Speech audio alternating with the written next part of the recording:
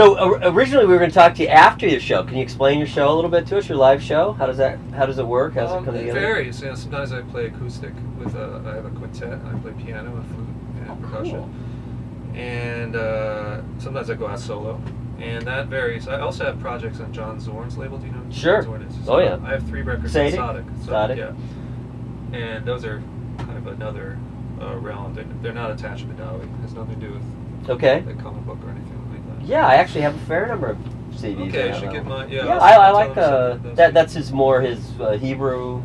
Well, he has the radical Jewish culture one. Yeah, that's more along those lines. Then there's a composer series, which is composers.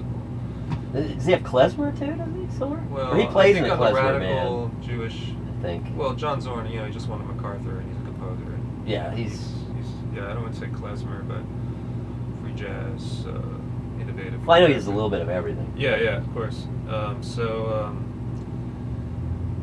So I play either solo percussion, orchestral percussion these days, timpanis, double bass drums, stuff like that, with electronics, and then solo piano.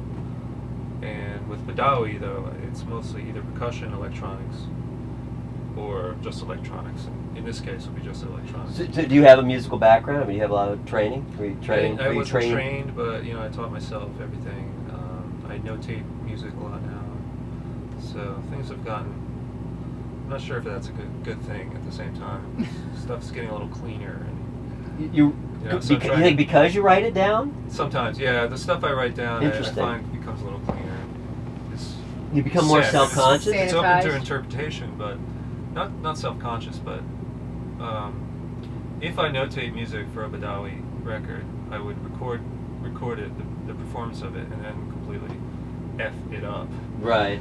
And then get it out of, like what I said, away from my imagination, what I can imagine, because I can imagine what I'm notating. Right. In a bit, in a way. But when the performance happens, then it's a new revelation. And then recording it is another revelation, and then remixing it is a whole other revelation. So. Well, there's your 4 layers there, right? That's where I'm at now. Can I ask you more about your graphic, novel? Yeah. I'm actually pretty interested in that. Would you say that there's there's protagonists and antagonists in the story? I mean, obviously you're not giving us the full, and that's okay. But I'm just curious. Someday we'll see it, so there is no good and bad. Okay. That was my main goal with it, and everyone's kind of in the same bind, and it has a lot to do with gentrification.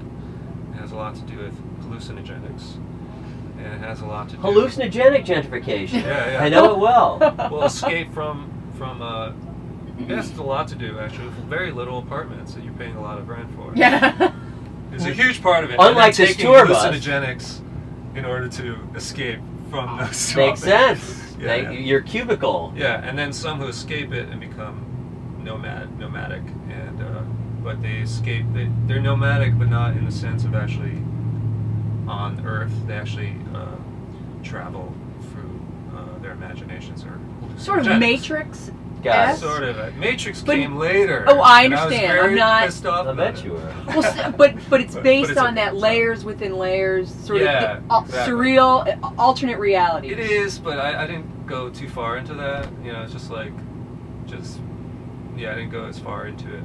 That could be. I held back from that area of it because then you can just go on and on with that kind of thing. It's not talking about reality in the real sense. So is there any one hero emerges from the story? Yeah, there is one hero who's basically a very lazy hero, and my favorite kind. Yeah, a slacker hero. Yeah, who's basically protecting a natural source of trance. That's what. This is. But I can't say anymore. Yeah, I understand. I'm fascinated. Now, do you have like a and website? There's a war going on. Isn't there always? Yeah. And there's sound involved.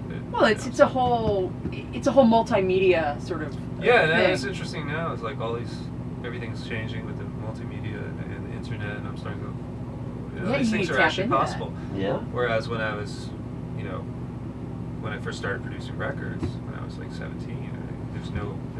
There's not a lot of outlets, but now. Yeah, there was no way I couldn't even. There's no imagine. manifestation. Yeah. In fact, now it's almost like the future caught up to me. it became closer to what my comic book was about, Right. yeah.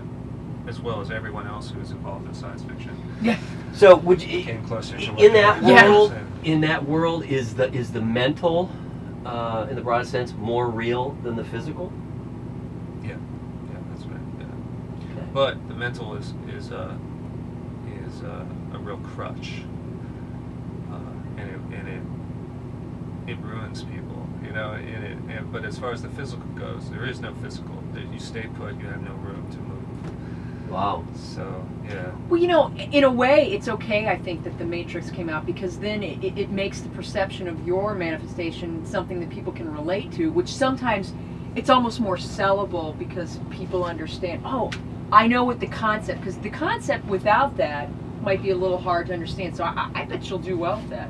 Is there a place where people can find your music? Do you have a website? MySpace? Do you have a site that ties all these URL? disparate activities I will. together? I mean, I have a site, razmesi.com. Okay. I have, Let's spell that. of course, razmesai.com, and you can hear other music besides Badawi. Sure. And then, you know, MySpace, Razmesi, MySpace, and don't send me messages on MySpace. I don't check it, but Oh, yeah. the label does, so I don't know what's going on. But I also